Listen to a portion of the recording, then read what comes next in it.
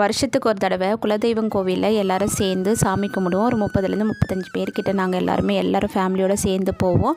பின்னாடி வந்து கோவில் இருக்குது. இந்த சம்பங்கி பூ மாலை எப்படி இருக்குன்னு சொல்லுங்கள். நான் தான் கட்டிட்டு போயிருந்தேன். ரொம்ப அழகாக இருந்தது. சாமிக்கு போட்டோன்னே அழகாக தெரிஞ்சிருந்தாங்க.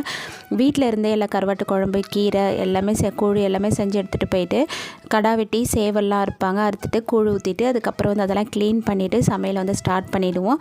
இன்றைக்கி வந்து நானே எங்கள் ஹஸ்பண்ட் தான் சேர்ந்து வருஷம் நாங்கள் 2 பேர் தான் செய்வோம். ரொம்ப சூப்பராக வந்து பிரியாணி, மட்டன் பிரியாணி, நாட்டுக்கோழி தொக்கு, சிக்கன் 65, அப்புறம் கொழுக்கட்டை, ஸ்வீட்டுக்கு வந்து கேசரி, அப்புறம் தலைக்கறி, கால் எல்லாம் இருக்கும் இல்லையா, அதெல்லாம் போட்டு சூப்பராக ஒரு மசாலா எல்லாமே சூப்பராக இருந்தது.